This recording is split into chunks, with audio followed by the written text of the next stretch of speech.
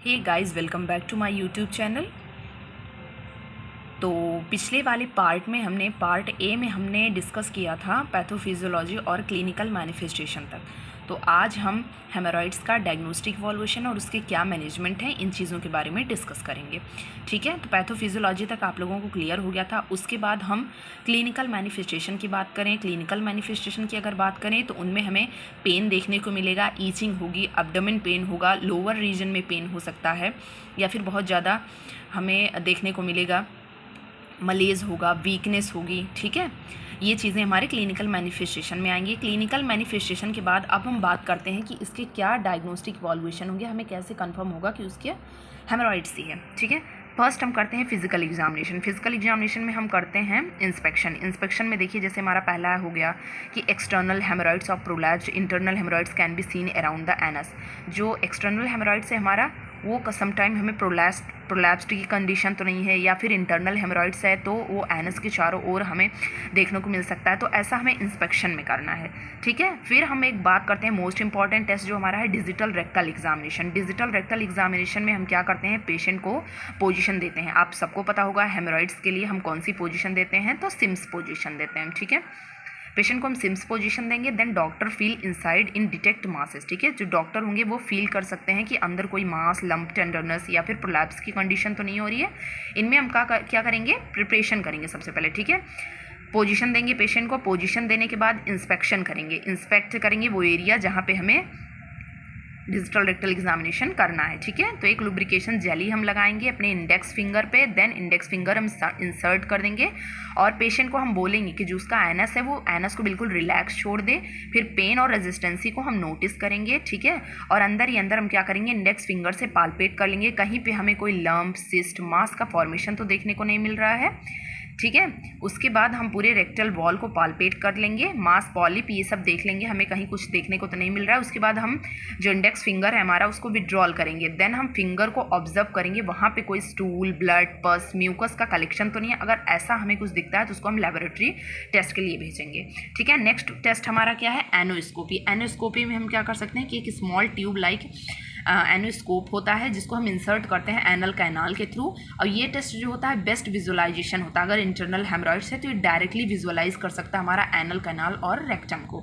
ठीक है, थर्ड हमारा प्रोटोस्कोपी, सिग्मोइडोस्कोपी। प्रोटोस्कोप तो आप लोगों ने सुना ही होगा। ठीक है, प्रोटोस्कोप से हम क्या करते हैं, देखिए, to examine the rectum and sigmoid colon. इससे हम क्या कर सकते हैं, रेक्टम और सिग्मोइड कोलोन को हम एग्जामिन कर सकते हैं, ऑब्जर्व कर सकते हैं। ठीक है, तो हम इसमें पेशेंट प्रिपरेशन करते हैं और पेशेंट को बोलते हैं बवेल क्लीन करें। ठीक है, कुछ भी खाना पीना नहीं है, बवेल क्लीन रखना है अपना। ग्लव्स को लुब्रिकेट करेंगे, पोजीशन देंगे, पोजीशन में अपना सिम्स पोजीशन देंगे। सम टाइम अगर कभी कभी देखा है तो उसमें लिथोटमी पोजीशन भी हम दे सकते हैं। इंस्पेक्शन करेंगे, नीचेस्ट पोजीशन भी दे सकते हैं, उनमें हम फिर इंस्पेक्शन करेंगे, लुब्रिकेंट जेली अप्लाई करेंगे। देन इंसर्ट करेंगे प्रोटोस्कोप या फिर जो सिग्मोइडोस्कोप है हमारा। देन हम एग्जामिन करेंगे और एग्जामिन करने के बाद वो जो हमने इंस्ट्रूमेंट इंसर्ट किया है उसको विड्रॉल कर लेंगे, बाहर निकाल लेंगे। फिर हम चेक कर लेंगे कि उस पर कोई स्टूल, म्यूकस या पस का कलेक्शन या ब्लड तो नहीं है। ठीक है, अगर ऐसा कुछ भी होता है तो हम उसको लैब भेजेंगे इन्वेस्टिगेशन के लिए। नेक्स्ट हम देख लेते हैं कोलोनोस्कोपी। कोलोनोस्कोपी में क्या करते हैं, done specially in older patient, mainly हम ओल्डरली पेशेंट में करते हैं। Bleeding to exclude colorectal cancer या फिर कोई इन्फ्लामेटरी बबल डिजीज़ तो नहीं है। उसमें हम क्या करते हैं, ये कोलोनोस्कोपी को हम इंसर्ट करते हैं रेक्टम में, सिग्मोइड कोलोन में, डिसेंडिंग कोलोन तक, transverse colon, then ascending colon, फिर केकम, टर्मिनल इलियम। और ये पूरी डिटेक्ट कर लेता है हमारी म्यूकोसल लाइनिंग को, कहीं पे कोई पॉलिप, कैंसर, इन्फ्लामेशन या अल्सर तो नहीं कॉज हो रहा है। आई होप कि डायग्नोस्टिक टेस्ट भी आप लोगों को क्लियर हो गया होगा। अब हम बढ़ते हैं मैनेजमेंट की तरफ। ठीक है, तो अब मैनेजमेंट में देखिए, मैनेजमेंट जो है हमारा, उसमें हमारा सबसे फर्स्ट हमारा कंजर्वेटिव मैनेजमेंट, जिसमें मेडिकल मैनेजमेंट माइल्ड केसेस में। तो डाइटरी चेंजेस के लिए हम बोल सकते हैं जैसे हाई फाइबर डाइट, हमारा pearls, leafy vegetable, cucumber, plenty of fluid, ये चीज़ें। अवॉइड स्ट्रेनिंग ड्यूरिंग डेफिकेशन, अगर हम वॉशरूम के लिए जा रहे हैं तो हमें स्ट्रेनिंग जो है उसको अवॉइड करना है। स्टूल सॉफ्टनेस और लैक्सेटिव हम प्रोवाइड कर सकते हैं, जिसमें हमारा डॉकास्टेट सोडियम, लिक्विड पैराफिन, लैक्टुलोज और पॉलीथिलीन ग्लाइकोल दे सकते हैं।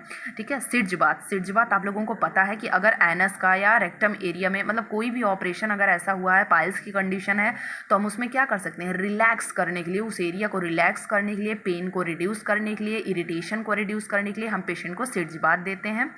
सिड्ज बाथ में भी क्या है, warm water bath for anal area. Anal area को बात करने के लिए हम वार्म वाटर का यूज़ करते हैं। उसमें हम क्या करते हैं, एक टब में हम टेम्परेचर के अकॉर्डिंग, ठीक है, जितना हमारा बॉडी टेम्परेचर है, बॉडी टेम्परेचर से ज़्यादा गर्म नहीं होना चाहिए जो वाटर है हमारा, ठीक है, उस एरिया को रिलीव करने के लिए 37 to 40 डिग्री सेल्सियस पर हम सिड्ज बाथ लेते हैं, ठीक है। ड्यूरेशन 10 से 15 मिनट का होना चाहिए और 2 to 3 टाइम्स हमें एक दिन में करना है।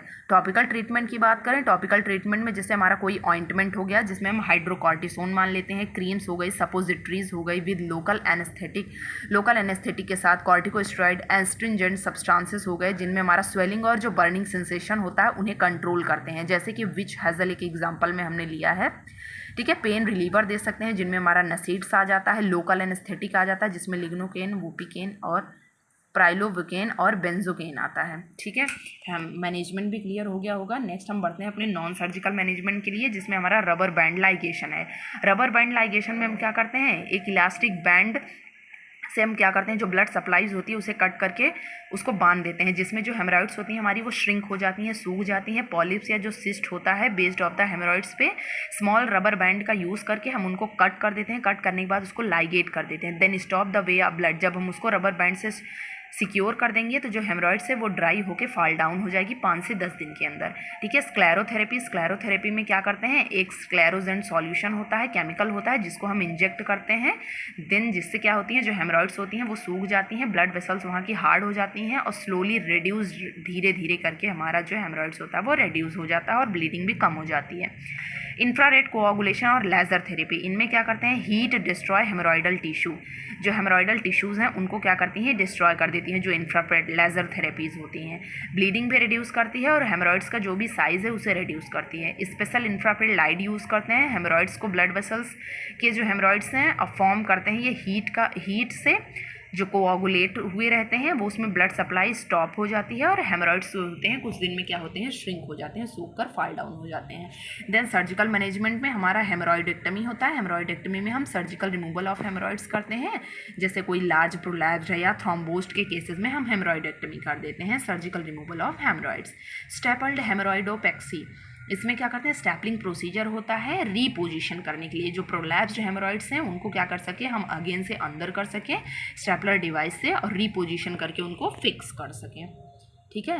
आई होप कि आप लोगों को ये वीडियो समझ में आया होगा। अगर आप लोगों को ये वीडियो समझ में आई है तो प्लीज़ कमेंट करें, लाइक करें और सब्सक्राइब करें my channel. Thanks a lot for watching my video.